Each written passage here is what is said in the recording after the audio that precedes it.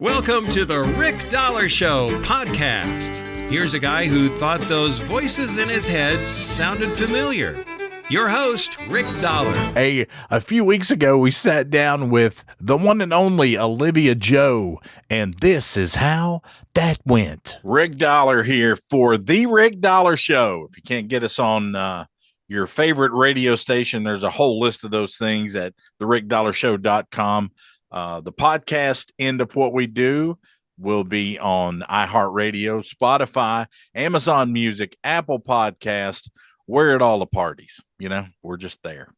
You got snow where you live, is what you. I do. It's not much. It's probably only like a couple inches. Yeah, but that's plenty for me. I don't need any more than that. I totally understand, man. I'm living in the South. The deep South, we don't really get much snow here, but it can get cold. So I guess that's bad enough. Yeah, and I just don't like cold weather. I don't. I used to, it used to not faze me as a kid. I just wanted to get out and play in the snow and, no big deal. But now I'm like, I hate it. I hate to see it get cold. Pain, you can't go to the grocery store and all that stuff, man. I know exactly what you mean. Hey, this new song that you have, Down Life's Road, is a top 10 song. Man, I know. I'm just freaking out for you. That's good to know, It's crazy, like, to hear you say that out loud. What's that? Well, I mean, I guess, I'm not going to say that I never thought it would happen, but I guess it's just one of those things where, I feel like a lot of artists are this way. They just want to release music. They just want to write it, do their thing, and whatever accolades come along with it, that's just a plus. It's a bonus. So, I, of course, had high hopes releasing this song, that it would make it on the charts, and sure enough, it did. And yeah, it's been a treat, and it's been, I watch the charts now more than I ever have because, I'm like looking to see where it's going to be. But yeah, it's been a cool thing to see that happen. Yeah. Yeah, but it's give me a little backstory on this because I mean I know the backstory, but everybody else needs to know this. I mean, who originally wrote the song? So, I actually had the idea. It was kind of a personal. I was sitting on my porch one day and I was thinking about, just reflecting on my journey in life and through the music business. Right. And I started writing this song, and then I got a verse down and I got stuck. And I was like, okay, well, I'm going to sit on it and see what happens. And then I just never could, quite finish it. I had lines and stuff I would write down, you know how it goes. And so I contacted John Weisberger, who I had met at IBMA through a mutual friend of ours, Cheryl Blackman. Mm-hmm. And he, of course, he was excited and he wanted to help me write the song. So we got together and I think we finished it within a day, within a session. Wow. And he, had really good insight on what the song needed, and he saw the vision that I had for it, and it all just kind of came together. So, so it was a good teamwork effort there. And sometimes, if you look back at a lot of, and I've done this a couple of times, I was bored, didn't have anything to do. I would look back at songs and I would say, God, man, how hard was it to write this song? Or did one person pull it off? Normally, they don't. Normally, it takes like you're saying, a team effort to do these kind of things and be successful at them. Even recording the songs. And I mean, you got everybody that's in on that, labels a lot of times, PR people. It just takes a lot of this. It takes a village. It really, really does. When you start with that's a really good point. When you start with a song, you've got like a voice and an instrument, like guitar or whatever. And to have the song actually come to life fully produced, fully put together in the way that it does in the studio, and then have it pushed out into the world, Mm-hmm. you know, it is a long process. Yeah. And it's really cool to see all of that happen. I always like to see, from like a song that I've written, I always like to see it come to life in the studio when you get Oh, all the musicians on it and all that stuff. I think that's a really cool process. But it does take a village, you're right. yeah. And, I think, how long has it been since you and I first talked? A little over a year ago, I think it was. Yeah. What was that first release for you? The first release, as far as bluegrass goes, Mhm. was You'll Always Be My Blue-Eyed Darling. That was actually in 2022. Oh, Um, and then fast forward to 2023, I had a couple more singles. And then the one that you and I chatted about was a Harley Allen song called High Sierras that oh, yeah. featured Rhonda Vincent. Yes. Yeah, I remember that now. You guys you just meshed together. The voices were just really good. That was a perfect combination right there. Yeah, that was a really cool thing to have Rhonda sing with me on that song, because you're right. I mean, her harmony, the way that, the way she sings, period, it just really fit. And, I have admired her since I was a young girl. I mean, I grew up listening to Kentucky Borderline and, you know, her songs like that. So it was a really cool experience. Yeah, she's a pro, man, from the front to the back. She knows exactly how to handle the business in general. Yep. And I think that's been a big thing for her being on the Grand Old Opry so much.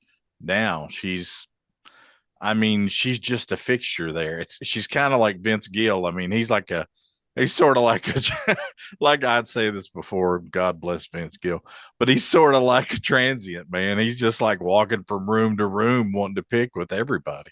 And Yeah. that just shows the beauty of music and what's happened. But Yeah, absolutely.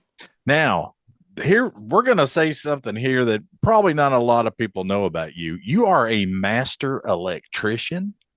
I am. I I had sure no am. idea.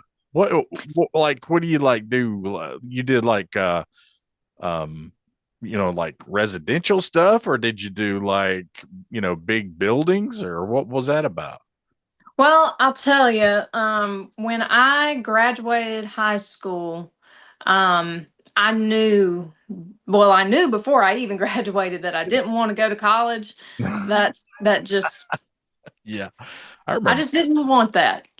So my dad actually was starting his own electrical company Oh, at that point, because he was also an electrician and his boss decided to retire and left him without a job. So he's like, well, I'm just going to start my own company. yeah. And he's like, you can be my gopher, which is go get this, go get that, Or and go for lunch. right, right. Yeah, right. And so I was able to learn, you know, field experience by working with him for 10 years, I guess. And then I finally decided, well, I think I have all this knowledge, I have this experience, I should just go put it to use. Mhm. And because you never know.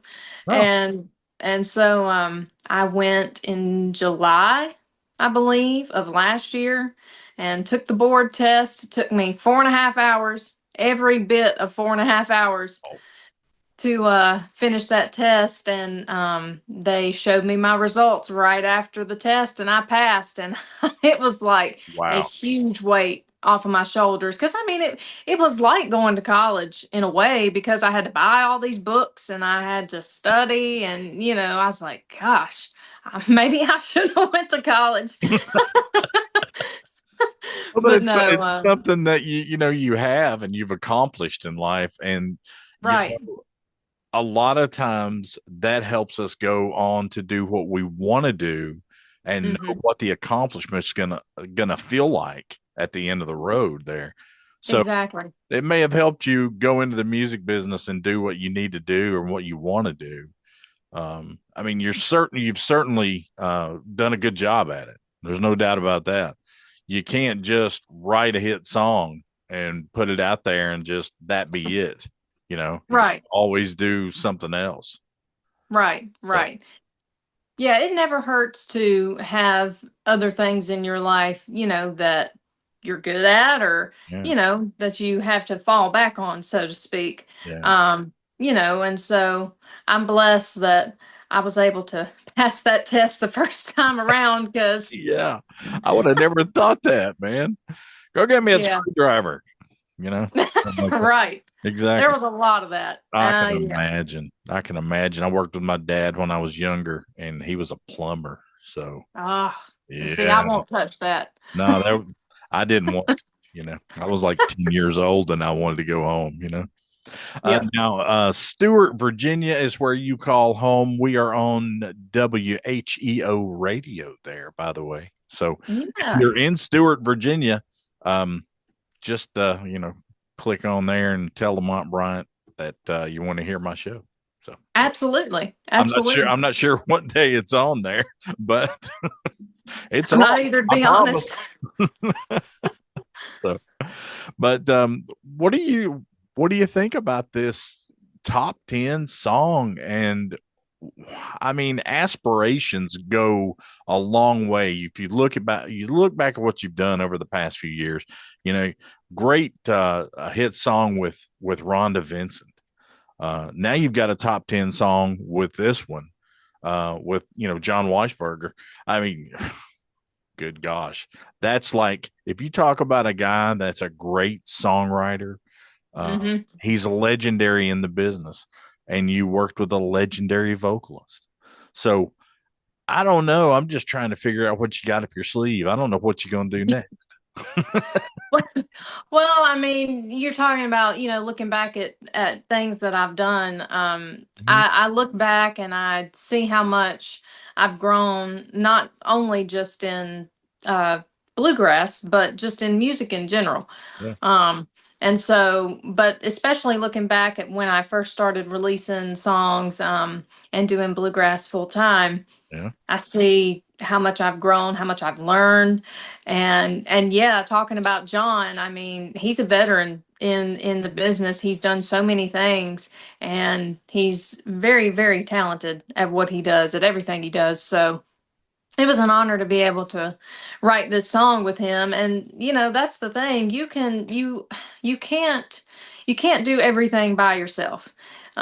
You have to have help and teamwork along the way.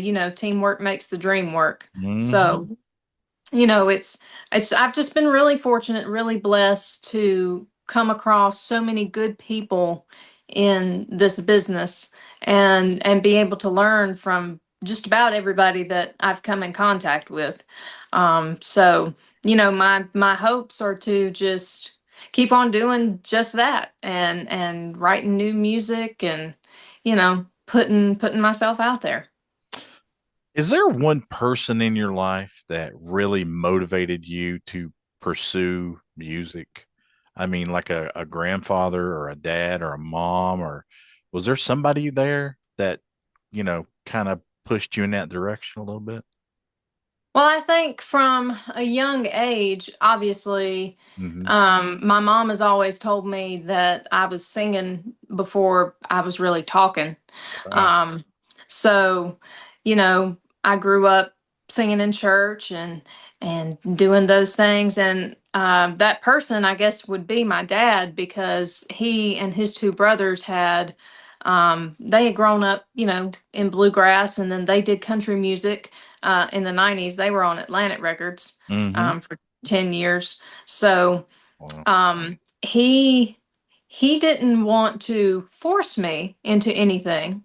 Yeah. Um, but I guess I saw what he did a little bit. They kind of got out of the music business uh at the level that they were doing it at when I was young.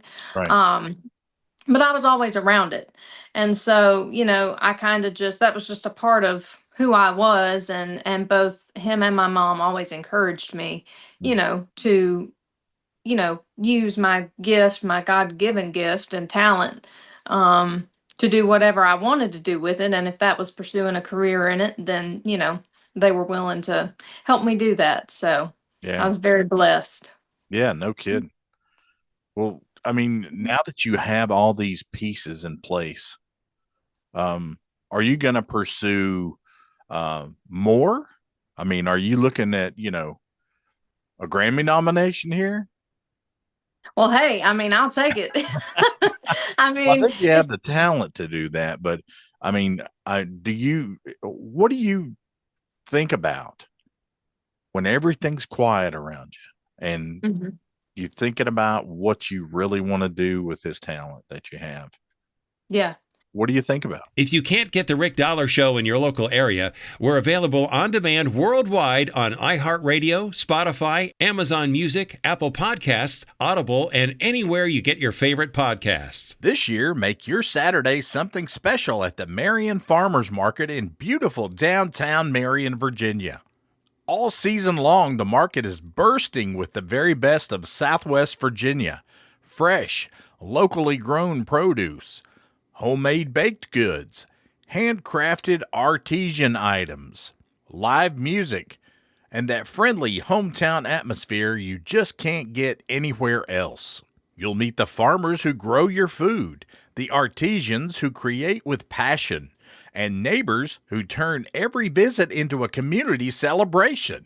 From sweet summer corn to juicy tomatoes, fresh picked apples, local honey, homemade crafts, and so much more. It's all right here, grown and made with love. Mark your calendars, Saturdays 10 a.m. to 12 p.m. on January 10th, February 14th, March 14th, and April the 11th, 2026. Support local, eat fresh, and experience the true heart of Marion, Virginia, celebrating 30 years of downtown revitalization. For details and updates, follow the Town of Marion online and on social media. The Marion Farmers Market, fresh, local, and proud in 2026.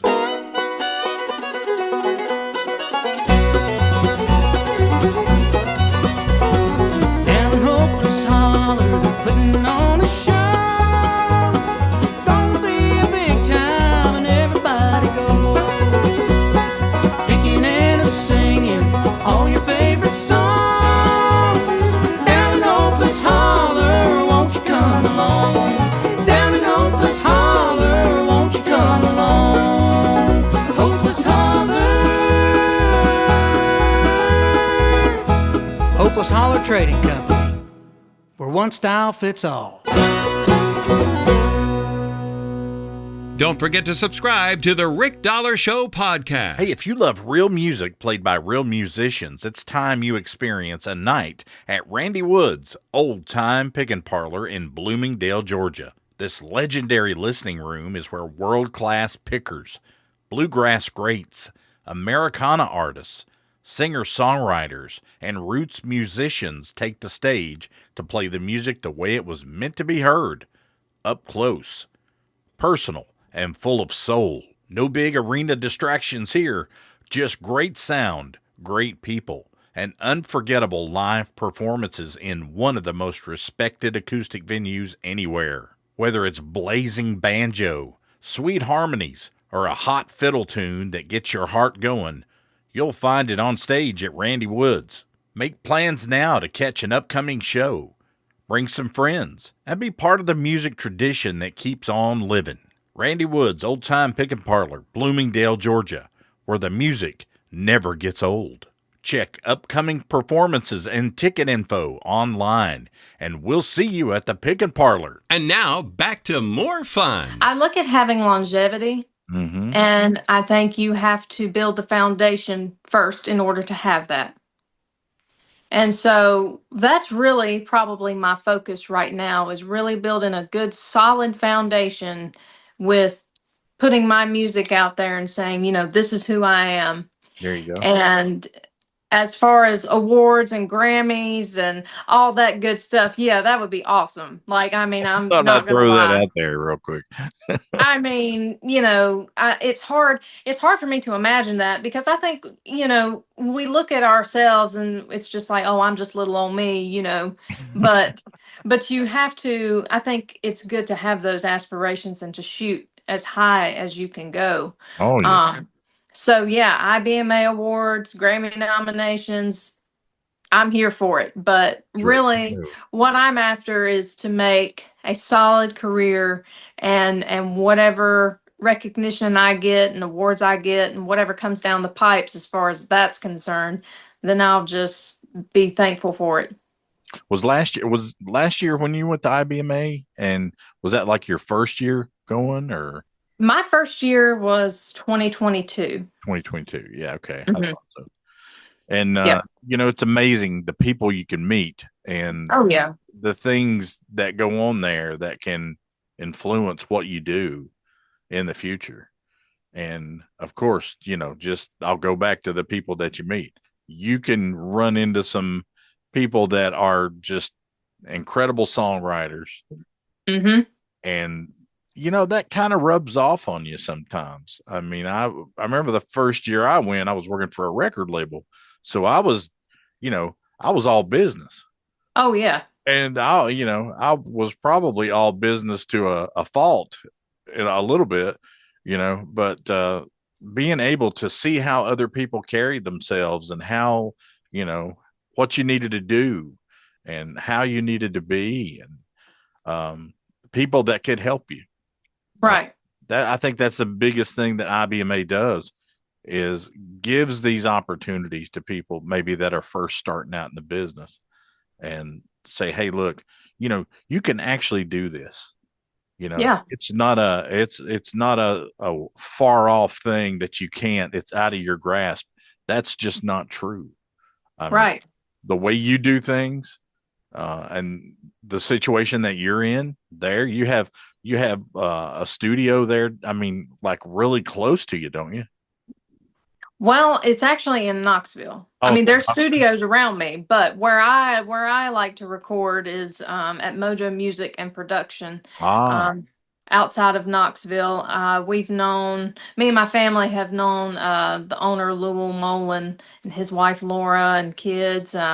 Probably, gosh, I've probably known them for over 15 years. wow, So, they're like family. yeah, And he's Lowell's really great at what he does. He's a great engineer, great producer.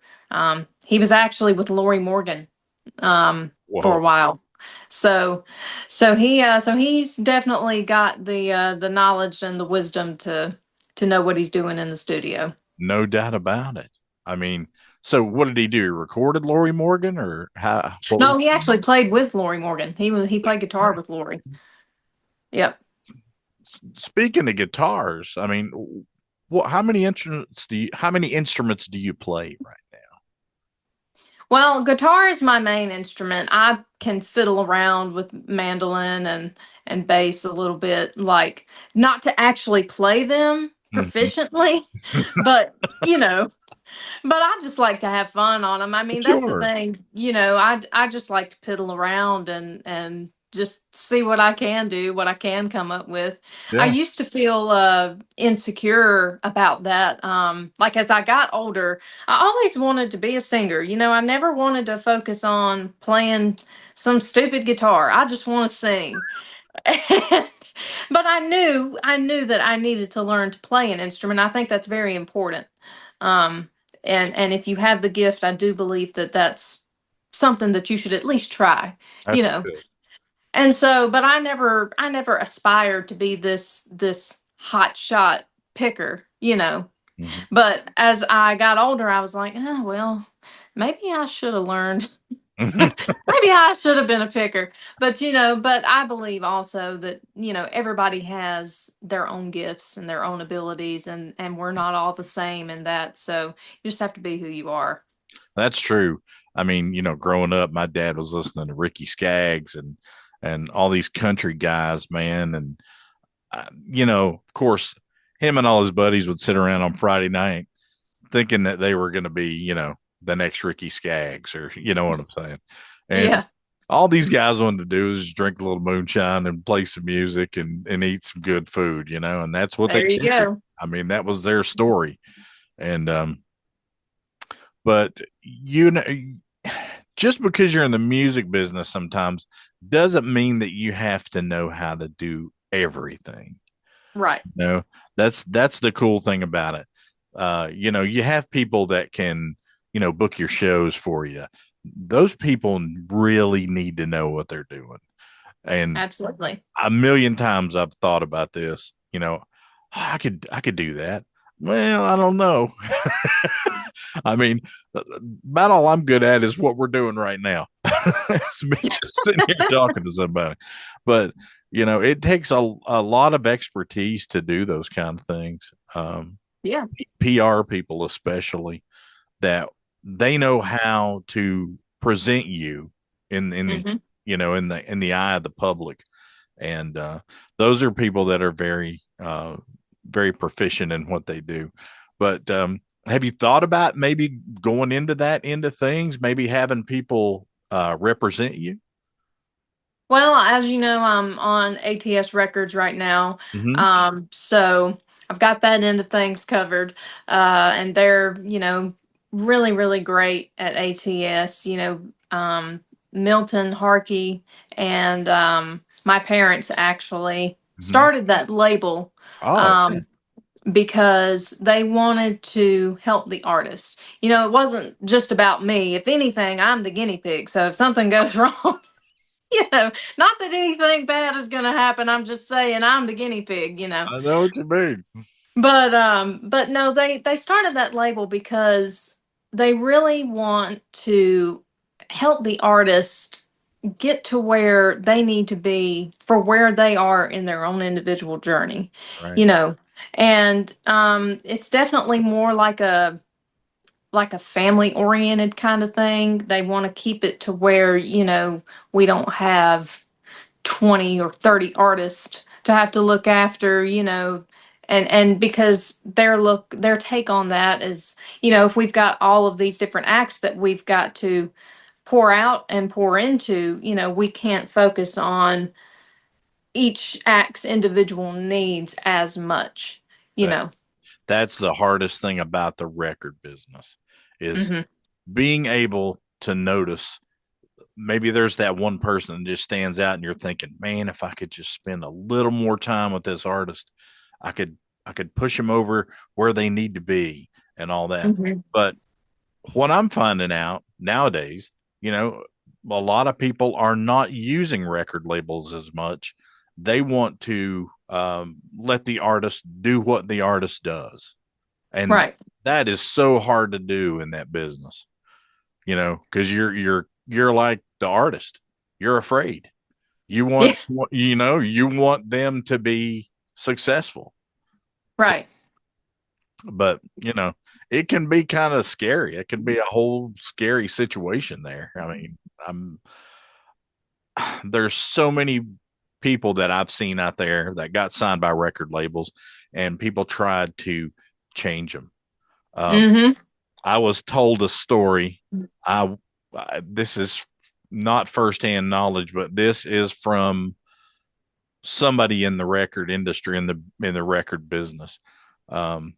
Told me that when Alison Krauss got her first deal, she came to them and said, they're trying to, they want me to do this. They want me to do that. They want me to sing this way and that way. Can you imagine if somebody would have messed up Alison Krauss? Yeah, seriously. How messed up would that be on a lot of different levels? But absolutely, this person gave them good advice. Never change who you are. Exactly. And that was, you have to stay true to yourself regardless. That was, you know, that was Carl Jackson told me that story. Yeah. I said, you got to be kidding me. He said, yeah, I just gave her some good advice. I didn't tell her what to do because that's the worst thing you can do with a budding new artist, especially somebody like Alison Krauss with that voice. And everything that she's got going on between her Mhm. ears. She is a very intelligent person. Absolutely. I hope that you follow suit in that. I mean, don't be somebody else, because you don't need to be. That's right. You know, we were And that talking, goes for well, everybody. we're talking about you and Rhonda Vincent. Okay. Now, Yeah. the first thing out of your mouth I noticed was, yeah, her voice is so good. And I was like, yeah, but so's yours. You know what I'm saying? You got to hold on to that. Yeah. Can't let anybody or anything jump in the middle there. I'm not saying you got to be like boisterous and everything about it, but you got to have that between your ears that I can do the same thing. There's somebody Absolutely. else's voice out there that may work with mine too. So just keep that in mind. All right. Absolutely. Okay. Yeah, I mean, that's what you have to do. Sound like You your have dad, don't I? Yeah, you do. Sorry. Yeah, I mean, and it's if you think about it, what you just said, you have to have you do have to have that between your ears. And you have to have people in your life, Yeah, a support system exactly. that will keep you grounded in that. Um, because, you know, I'll use like modern day country music, for Oh, example. yeah.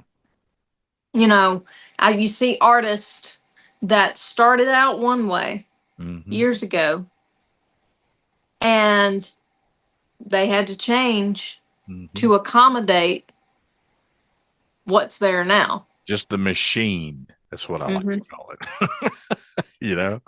Yep. And you're correct in that. I mean, there's artists out there, man, that were one of the guys that I've seen that didn't change at all. I mean, nothing, is a guy named Nico Moon. You ever heard him? Oh, yeah, I That have. that dude sounds exactly like he did when he started putting stuff up on TikTok and had 2, 3, 4 million followers. Mhm. And I know a record guy. I'm not going to mention his name, but he went after him with a vengeance. He wanted him on his label, Mhm. but Nico Moon kept telling him, "I don't need you. I don't Yeah. need you." And this was a guy that had the backing. I mean, this was probably one of his big chances. Mhm. But this cat said, "Nah, I'm good. Just let me go. Let me do what I do." And that's exactly what we said a few minutes ago. Yep. Do what you do, you know? Absolutely. You promised me you're going to Absolutely. do that, right? I'm going to do that. Okay, good deal. Pinky promise I'm going to do that. That's all we need. That's all we need to know here. Yeah. Young lady, are you going to go dig some snow, or are you going to just hang out in the house? I think I would just stay in the house. Well, I stepped outside for about 5 seconds And you're this like, hey, morning get to that. to feed my cat that I have outside. And as soon as I stepped outside, I was like, nope, I think I'm gonna stay right here. Yeah, forget that noise. Yeah, that ain't good. Even like I said, even in Savannah, it's raining today, but it's cold rain and it's just weird. We don't get this here, you know? Yeah, So yeah, well, I'm glad to have talked to you today, young lady. Keep things going. Keep us in the loop. We wanna know what's happening with you. Okay. absolutely. Yeah, I'm planning to release some more music after the first of Oh, the year, right after the new year, so everybody can be open eyed on that and looking out for all that stuff. And of course, going to be starting to play some shows. My next show, first of the year, is Bluegrass First Class in oh, Asheville, yeah. North There you Carolina. go. Yep. Asheville's great, man. You're gonna love that place. I mean, Yep. it's just got that feel to it. Yeah, it's a cool place, and Bluegrass First Class is a great festival. Always got some great, great bands there every year. So yeah, really looking forward to that. And like I said, new music, so everybody just keep their eyes out for that. That's great. Looking forward to it. This has been the Rick Dollar Show podcast. The Rick Dollar Show podcast is produced by Radio Dog Productions. Theme music is written and performed by Jeremy Garrett at garrettgrass.com. The Rick Dollar Show podcast cannot be reproduced or rebroadcast without express written consent from Radio Dog Productions. I'm Kent Jones, and this has been a Radio Dog production.